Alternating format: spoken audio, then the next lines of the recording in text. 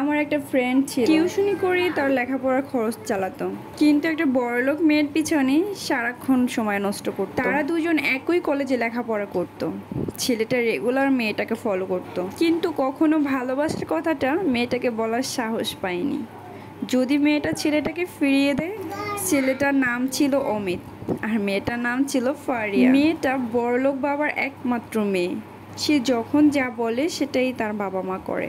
আর ছেলেটা একটা গরিব ঘরের ছেলে, অনেক কষ্ট করে নিজের লেখাপড়ার খরচ চালাতো। দেখতে দেখতে এভাবে 7-8 মাস পেরিয়ে গেল। অনেকবারই বলার চেষ্টা করে অমিত তার ভালোবাসার কথাটা, কিন্তু সামনে গিয়ে আর বলার সাহস পায়। কিন্তু কাল অমিত কি জন্য ভেবে ঠিক করলো, যা হবার হবে, ফারিয়াকে তার ভালোবাসার কথাটা বলতেই হবে। তাই অমিত ঘুম থেকে উঠে তাড়াতাড়ি করে চলে গেল কলেজে।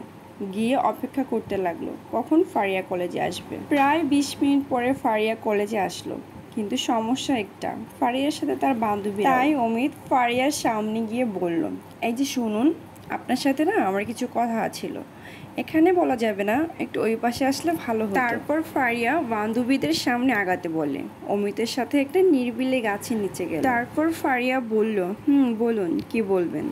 অমিত বলল, আসলে আমি না আপনাকে আগে থেকে অনেক ভালোবাসি, কিন্তু বলার সাহস পাইনি।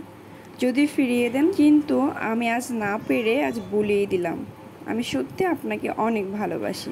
অমিত আর কিছু বলতে পারলো না, তার আগে ফারিয়া বলতে শুরু করলো, ওয়েট, কি বললে? আমাকে ভালোবাসো? আচ্ছা, আমাকে ভালোবাসো, তা বিয়ের পরে আমাকে কি খাওয়াবে? ধরলাম তোমার মাসিক বেতন হবে 20,000, তাও মনে হয় না, বললাম আর কি। তুমি জানো আমার প্রতি মাসে শপিং করতেই চলে যায় 20-30 হাজার টাকা। এখন বলো, গোমার সাথে কি আর সম্পর্ক করা উচিত? তুমি এটা ভাবলে কিভাবে আমি তোমাকে ভালোবাসবো? শুধু শুধু এত কষ্ট করে লাভ নেই, তার চেয়ে বরং তুমি আমাকে ভুলে যাও, তোমার লেভেলের কাউকে ভালোবেসে বিয়ে করে নাও। এটা বলি মেয়েটা চলে গেল, আর ছেলেটা কাঁদতে কাঁদতে বাসায় চলে গেল। ছেলেটা হয়তো সেদিনই আত্মহত্যা করতো, কিন্তু তার বাবা মায়ের মুখের দিকে তাকিয়ে তা করলো না। 10 বছর হয়ে গেল, আজও ছেলেটা মেয়েটাকে ভুলতে পারেনি। এখন ছেলেটা মেয়েটার কথা ভেবে ভেবে বিয়েই করেনি। হঠাৎ ছেলেটা একটা শপিং মলে শপিং করতে গিয়ে সেই মেয়েটার সাথে দেখা হয়ে যায়। দুজন দুজনকে দেখিয়ে চিনতে পেরে যায়। মেয়েটা ছেলেটাকে দেখিয়ে বলে, আরে তুমি কেমন আছো? আশা করি ভালো আছো। তুমি জানো আমি এখন বিবাহিতা, আর আমার হাজবেন্ড কে জানো? নাম করা একজন ব্যবসা, আর তার প্রতি মাসে ইনকাম কত জানো? 2 লাখ টাকা। তুমি তো বোধহয় চোখেও দেখোনি, আর সে দেখতেও অনেক স্মার্ট।